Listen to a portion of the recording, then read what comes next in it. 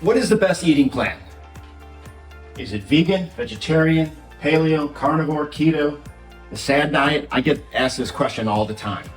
And we're going to go through this and answer that question for you. And the answer might just surprise you. And I assure you, big food is scamming you along the way.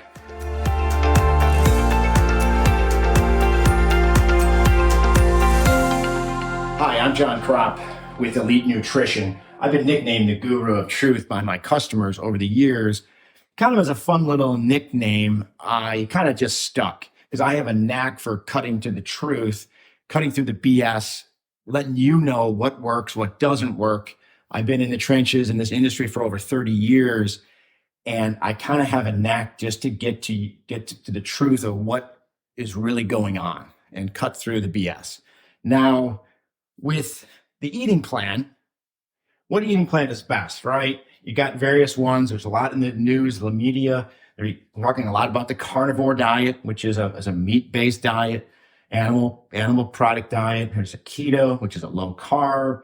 The vegan and vegetarian are certainly very popular. I like to call it a lifestyle plan more than an eating plan, because an eating plan kind of interprets that you're going to be changing it. A lifestyle is the way you want to function, the way you really want to eat. So I prefer something like that. I don't like to call it a diet, because a diet sounds like weight loss. And that can be true, and you can use some of these for weight loss, but a diet is really what the human being is consuming. But in our terminology, we consider it a weight loss diet. But anyways, I get asked all the time, hey, John, what is the best eating plan for overall health, weight loss, anti-disease, and these types of things? And I answer that question with a question right back at them. And the number one thing is, are you avoiding the poisons? Because that is the biggest key. The saying is, it's more important what you don't eat than what you do eat. So keep that in mind. And so if someone was to ask me, do you like the vegan diet? Well, are you eating vegetable oils, the seed oils? Are you eating the processed sugary foods, the cakes, the candies, cookies, the pastries, right? Are you getting wheat and refined flour products? These are the toxins, right? We're going to kind of go through those. So no matter what the eating plan is, keto, carnivore, paleo, vegetarian, vegan, it honestly doesn't make that much of a difference if you first get rid of the poisons. Now, big food, this is what they sell. This is what they depend upon. They're not selling you apples and grapes and grass-fed beef and chicken. They are selling you the processed food, and this is what we're eating as Americans, right? So that's step one. You got to get rid of the vegetable oils, known as the seed oils. The industry likes to call them the vegetable oils, so that's what I call them. They're not vegetables. It's not broccoli oil. Canola oil, soybean oil, those are the main ones. You'll see those in a lot of foods. Those are the two most heavily used ones. If your food contains those, don't buy it, don't eat it, don't cook with it. But guess what? Restaurants use those. Corn oil, grapeseed oil, rice bran oil, sunflower oil, safflower oil, peanut oil. Those are the highly processed, rancid omega-6 oils. It's not food. It creates metabolic poisons to the cell. And another video we can go through in the process from a biological, physiological standpoint, how these affect the cell in the body and how they're creating disease. But for right now, you can do some of your own research, but avoid these. And keep in mind that we are talking about the oils. You can have corn. You can eat corn. There's recipes that call for sunflower lecithin. That's not sunflower oil. So you have to look at the ingredients. And you're kind of going to have to get used to the fact that the big food manufacturers have trained us to look at the fat, the carbohydrates, and the protein, and the sugar content maybe, right? That's not what's important. What's important is the ingredients. You got to look at below that at what the actual food is made of, right? And again, if you're buying grass-fed beef, chicken, your various fruits and vegetables, you don't need to look at the ingredients. It's not processed, right?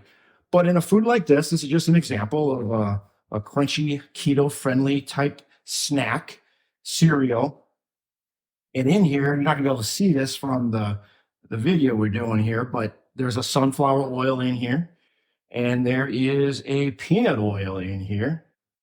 You don't want those. This is big food scamming you, and they're throwing it as keto friendly, right? You don't. The number one rule is get rid of these vegetable oils. Now, the number two rule with this is you can't eat the processed sugary foods. You know, the stuff that we grew up knowing that is kind of junk food. Even though your vegetable oils are by far more poisonous than your processed sugar foods, because your body can get rid of the sugar foods. But keep in mind that a lot of your sugar foods will be mixed with these vegetable oils. It's hard to find cookies and cakes and pastries, granola bars that don't also have a lot of seed oils in them too, right? And then your third poison is your wheat products, your refined flour wheat products. Wheat has a lot of gluten, a lot of inflammation. And there'll also be a lot of these foods like your breads, your pastas, your noodles, your crackers, your cereals, your biscuits, bagels, pancakes, pizzas. This is all processed food, full of vegetable oils, often full of sugar, high fructose corn syrup. You gotta avoid these. And then fried foods are fried in your seed oils. There's no restaurants that are using your good oils, which might be your butter, your coconut oil, your unrefined processed oils. Olive oil would be a good one. Coconut oil, avocado oil is not a processed oil. So you should cook with those at home, cook with butter. But no one is cooking in restaurants or deep frying with the good old fashioned way of deep frying. They're all using these toxic seed oils. So you can't eat fried foods unless you were to fry them yourself at home or something, but you can't do fried foods. So the number one step is you're getting rid of these poisons. You get rid of these poisons, then all of these eating plans will work. They will all work. Now there's some preferences, clearly they're all going to be good for weight loss. They're going to be a carnivore may be good for someone who's really suffering with autoimmune and is really having problems digesting some of the grains and the beans, the peanuts, the legumes, basically. So there's different preferences, but honestly, all of these eating plans will work, right? And one of the biggest problems we see in the store is customers can't really see the forest. They can see the trees that are in front of them, but they just can't really see the forest, meaning they don't see the big picture of things, right? And what I like to point out is that the industry and even health advocates will tell you to eat whole foods. And that is a terminology I don't like that terminology because it's kind of confusing. Whole foods, people are thinking, sometimes they're thinking whole grain bread. Whole grain is a myth. All grains and flours are processed, right? Now, there are grains that are better than other grains. Like, for example, if you sprouted your grains, where you soak them all and then you cook the bread, it's less inflammatory. It creates a lot less problems. Your certain flours, like a coconut flour or an almond flour, is going to be much better than a whole wheat flour, for example. Much less inflammation. But I like to say, eat real foods, unprocessed. So I don't really like to call them whole foods because that's kind of a misconception. Real foods. Chicken is real food. Grass-fed beef, real food. Bananas, cooked potatoes, what have you, are all real foods.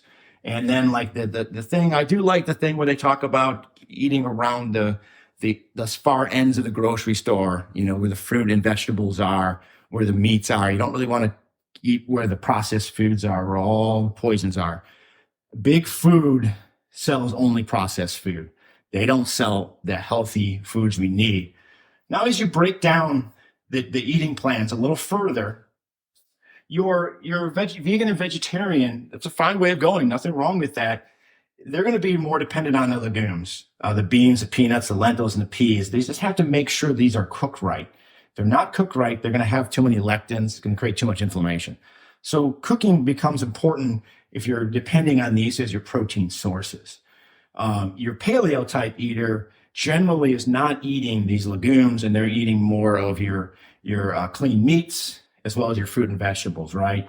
So that is going to be really the biggest key. Now, with getting rid of the poisons, you're well on your way to eating the eating plan that you want. So that is the crux of the argument right there. So I hope this was helpful. Stay tuned to this channel for more information, more videos, and more truth out there than the lies that big food, big pharma, big medicine is telling you in the interest of money. Thank you very much.